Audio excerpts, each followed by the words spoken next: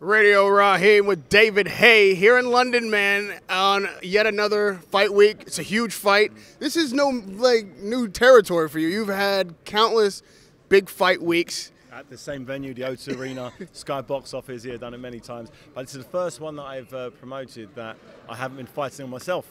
So right. This is new territory for me. It's new territory. It's old territory, but new territory in terms of, you know, being the sort of the promoter, the co-promoter of the event. And not actually having to step in the ring and punch someone in the face. Are the nerves different? Yeah, it's different. I'm looking at different things. I'm obviously when I walk, do a workout, I've got a team of people who look after everything. So my energy is just on going in there, doing what I need, and getting out, and getting back to my hotel. Now it's like, okay, are the crowd happy? Is Sky happy? Have all the people who need interviews got interviews? You know, I'm looking at different things now, and yeah, it's different dynamics, but it's fun. I'm enjoying it. And, you know, any fighter, any trainer will tell you that boxing is, 80, 90% mental, whatnot. But promoting and handling a fighter, yeah. How much mental, stability and reason does that take on this side of the equation rather than being the guy that only has to really worry about fighting? I find it more challenging. I find it more challenging to have to deal with somebody else than I do for myself. When it's myself, I'm kind of in control of it. And if it doesn't go right, it's on me, But, if you see someone doing something you don't want them to do and they disagree with you, it's like, oh, I know what I'm talking about. And I said, why? I'm like, you've got to just take a step back and go, okay, you're getting in the ring. It's that, at the end of the day, Derek Chisora is getting in the ring, and he does ultimately what he wants to do because he's the one putting his life on the line. I can give him my opinions. A lot of the time he takes note of what I've said. I've got to debate him back and forth to do what I think's the right thing for him. And occasionally he pushes back, but the majority of the time he does the right thing, and he has done the right thing because you can see it in his body. You can see his mindset. He's cool. He's calm. He knows no stone's been left unturned. He hasn't cut out of training or disappeared for a week here. He's been grinding away. He knows that this fight's going to be tough. He knows this fight isn't going to be easy. But that's why we've made training tough and uneasy. I keep talking about comfort zones. And Dillian Whyte, in his last couple of fights, has been in his comfort zone throughout the whole fight, other than the final round against Joseph Parker, when Parker realised he was down on points and really put it on him. And as a result, he managed to get Dillian on the ground pretty hard with a good shot. So if Derek attacks Dillian with that same ferocity, with the same intent from the first round, it puts Dillian in his uncomfort zone, but it keeps Derek in the zone that he's been in throughout all of his training camp, which is uncomfortable, which is hard, pushing his body to the limit. So for me, a boxing match wouldn't be ideal. We need it to go to war, and we need to go to war fast. Dillian is a master boxer, very good jab, world-class jab, beautiful counter left hooks. He's very cute with his right hand down the pipe. He doesn't need to be long. He chops it over nicely. Got a great team, great coach. So I'm expecting a very, very good and a much better version of Dillian Whyte than that stepped in the ropes 2 years ago. But Derek is a different beast now. He's a different animal. On the night and since, I said the first fight was fight of the year. Yes. This time, unlike the first time, you have an American broadcaster that's going to show the whole fight, not just snippets of the best fight of the whole year. It's an interesting opportunity for Derek Chisora because he's the kind of guy that Americans really like. Like a guy who says war, who says the kind of things he says, and then goes in and does exactly what he says. Could be a phenomenal star over there. He could be. What happens on Saturday night that puts him in a position to maybe, if Joshua doesn't want the fight, assuming he wins, to go over to America, maybe plant his flag there? Yeah, Dillian's ranked very highly in WBC, WA, IBF. He's got either not mandatory, he's super high ranked. So if Derek Chisora manages to get the victory, if he manages to knock him out in good fashion, he becomes the top of the pile for those titles. And there's Anthony Joshua. But as you said, if Wild and Fury, for whatever reason, don't get it on, he's got options.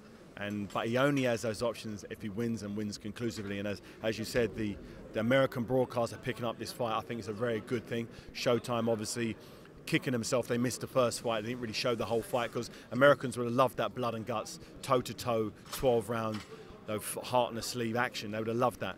And I think they missed a trick first time, but they're not going to miss it this time. And as soon as Showtime knew that it was available, they snapped it up straight away, which shows that the word's out there that this fight is going to be epic. You know, I talked to Eddie about this just a few minutes ago about how the boxing world is getting smaller. These platforms bring different regional fighters to a global stage. And now, at this stage in your career, being a promoter, you're working with Eddie Hearn, which, you know, on this level of peers, more so than promoter-fighter and that kind of thing.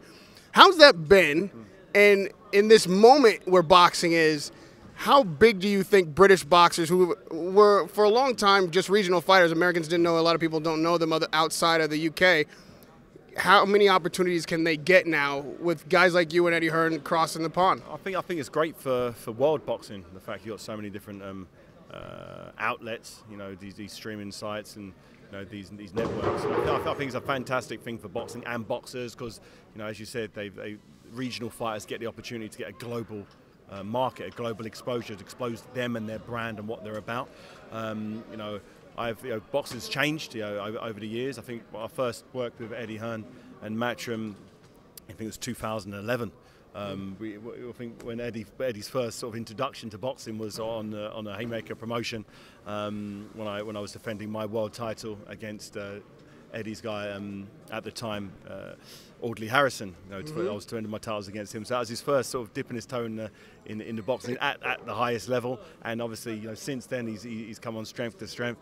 And we did the two fights with Tony Bellew together. They were both great success on box office and on the Live Gate and Worldwide TV. They're both epic fights, and I think once again we're working again together for this fight. And it's a way to give the fans the excitement they deserve. You know, in the past you've had your Don Kings and Bob Arams, or you did different guys working, and they had their own little fighters, but they never seemed to get together. Now, promoters are willing to work together. You know, sort of egos goes to the side, and I'm sure Eddie will work with any promoter. You know, as long as they're sensible, as long as it makes sense for everybody. Like myself, you know. Promoters are here for the fans, are here for the fighters to get the best possible deals, and that's what we're here for. It's not about us, it's about the fighters. We just need to put the stage on for the fighters to achieve what they want to achieve. You know, Eddie's done a fantastic job, and Matchroom has done a fantastic job over the last few years, you know, particularly with Anthony Joshua. You know, the fact that he's really put, heavyweight boxing back on the map, not only in Britain but on the world stage. You know, if there was no Anthony Joshua, would the world be as excited as they are for the Fury and Wilder fight? You know, as exciting as that is, everybody knows, but you've got this guy over here, this guy who's undefeated, this guy who's big and strong. It just keeps the whole heavyweight division excited, and you can judge an era of boxing by who was the heavyweight champion of the time. That's right. And it really makes a difference. So the fact that you've got these British promoters and American promoters and these different networks, streaming sites willing to pick up fights, the fact that Showtime are willing to pick this fight up on pretty much short notice. You know, they saw it was out there. In the past, they'd need to have a long build up for a fight. They'd need to know that they had that fighter going forward. They just want the best fights for the fans. Right. And that works nice. A bit of competition between networks helps the fans, because it means networks buy things when they don't ordinarily do so, and I definitely think it just benefits boxing. So the American fight fans are going to get to see a fight that they may not have seen a few years ago. Just 2 years ago they wouldn't have saw it. Right. They didn't see it 2 years ago. 2 years ago it wasn't available, but today the market's changed, and they're going to get to see a great heavyweight contest. And lastly, David, it occurs to me that Haymaker Promotions is in a unique position because fans love to see fighters post-career have something else to go to. Usually it's the microphone. You've done that. You're excellent at that. But a fighter like Oscar De La Hoya able to build a promotion company like he was and take care of fighters in the way that only a fighter can really understand what is needed. And like you said, Hearn came on the scene, and you already had a promotion company at the time, so you have kind of that experience and acumen. So you have the two worlds together. Do you see yourself having an opportunity first, and then secondly, a uniquely positioned to maybe get fighters, acquire fighters that other promoters couldn't get, and take care of them in ways that other promoters wouldn't know to, and maybe make Haymaker Promotions something on the level of a Golden Boy Promotions, or even best that one day? Good question. A lot of people ask me that. I don't. At the moment, my focus is making sure Derek goes as far as he can go. You know, I've had many fighters from all over the world. I don't want to just sign fighters for the sake of it. You know, I want to know that I can genuinely make a difference for that one specific fighter. And I put so much time and energy and effort into Derek. At the moment, it doesn't feel like there's enough hours in the day to do that with two Derek Chisoras, for instance. Are there two Derek Chisoras, though, honestly? Thank God there isn't. But at the moment, you know, once this fight goes away, it's going to go. I'll know exactly, you know, what I want to do. But at the moment, I've got no real aspirations to take over the world in promotions. I just want to make sure that I assist, you know, another fighter, and that fighter is Derek Chisora, to fulfill whatever his destiny may be. And it's taken a lot of energy, and not so much the promotional side, it's the managerial side as well, making sure they're usually trying to trying to sort of micromanage his whole world at the moment. Because I know over the years, it's taken me a long time to build an infrastructure around me to get the best out of myself, and I was fortunate enough to be able to do that and earn good money along the way. I want to really try to give Derek that same opportunity, and you know, for him to reach whatever it is his destiny may be. But at the moment, I'm not looking at signing a load of fighters.